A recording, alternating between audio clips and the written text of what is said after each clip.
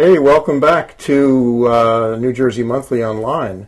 And the star of this week's show, as far as I'm concerned, is my cat, Roscoe, the Scottish fold with the folded ears.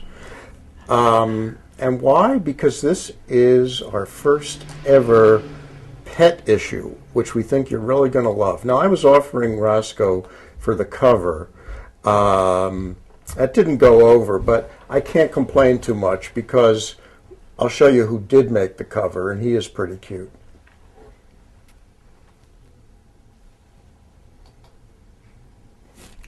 I like Roscoe, but maybe we should get on to what's on the front of the pet issue. The real deal, huh? Roscoe's the real deal, but maybe just let's show how he is. The real cover. Something with ears that you could see. Oh, look at Oh, that. Is that cute or what? That's Jack. And you'll read all about Jack, who's a real dog, not a model, in our December issue, which we think you're going to love. But in the meantime, it's still just November, and we have picks for you for the week of November 24th through 30th. I'm Eric Levin, Senior Editor, and with me is Laura Wimbury, New Media Data Assistant. And for this week, like Eric said, November 24th to the 30th, we have going on at the City Without Walls Gallery in Newark. It's going on through December 19th. It's already been going on since October, and it's called The Price of Freedom. It's a multimedia exhibition created by curator Jean Brasil, and it will be on display, like I said, through December 19th. It is free and open to the public, Wednesdays and Fridays noon to 6, and Saturdays 1 to 6 p.m. For more information, go to cwow.org. Another thing going on this week, on Friday, will be at the Growing Stage, and it's Frosty the Snowman, one of my favorite songs, I guess, from winter season, because I love snow, and I hope that snow comes soon. Do you love snow? Even though I ride my bike to work every day, I love snow. Snowboarding. Do you put, snow tires on your bike? Studs? It can, yeah. Yeah. Yeah. Or I want you to know that Laura, bikes to work every day. And how far is that, Laura? About 20 miles? 30? No, from home, it's around 30. Where I'm staying right now, it's around 6, so it's not, but... And then you know what she does at lunchtime? She goes out for a bike ride. And so should you. So should all of you. No, So, Frosty the Snowman Yes. rings through her mind as she's pedaling along. Frosty the Snowman is going to be at the Growing Stage, like I said, Friday. The Growing Stage is the Palace Theater, which is an historic place. It was erected in 1919, and it used to be a silent movie hall and vaudeville house for Northwest New Jersey. And now it's just a center where young children get together and put on plays. That's why it's called the Growing Stage. It's all with younger children.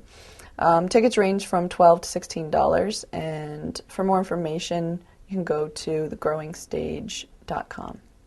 And I guess we will go over to Eric. Yes, music's in the air. The New Jersey Symphony, Friday through Sunday of this week, will perform Classical Variations. That's the title, kind of a bland title, I think, for what's actually could be a pretty interesting concert. It's 3 youthful works by 3 great composers. Symphony Number 1 by Prokofiev, which is full of humor and mischief, very lively, and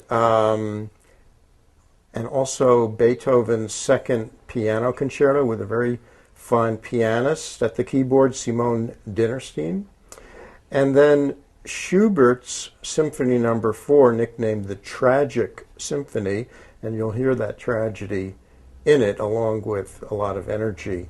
But the interesting thing is that Schubert was only 19 when he wrote the Tragic Symphony, and that's a lot on a 19-year-old's mind. When you hear that symphony, you'll know what I mean.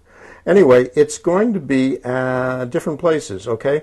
8 p.m. this Friday at the Richardson Auditorium in Princeton, 8 p.m. on Saturday at the State Theater in New Brunswick, and 3 p.m. on Sunday at NJ Pack in Newark, a movable feast of music.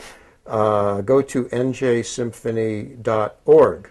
And speaking of feasts, little dining for you.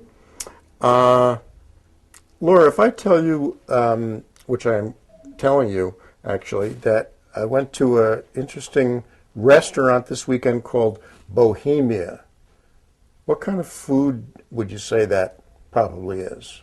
Peruvian. Duh. She's a genius, folks.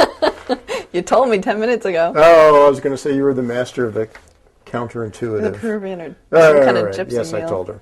But, so why is a Peruvian restaurant called Bohemia? Well, they wanted a classy name. Anyway, it may throw you off, but listen, the food is really good. We really enjoyed it, and particularly the ceviche. They have about 6 kinds of ceviche, including a mixed ceviche with lots of little, with onions and vegetables and the fish. It's really a good, bracing, delicious ceviche. They also make one of the best sangrias I've had in a long time, and they also make a really fine churrasco, which is that nice, thin, Sausage. long, like kind of a churrasco. It's kind of like a grilled, marinated steak, very tender, and the whole thing is quite reasonably priced. So that's Bohemia on Broad Street in Bloomfield. And now back to our bohemian life here at New Jersey Monthly. Till next week. See Farewell. ya.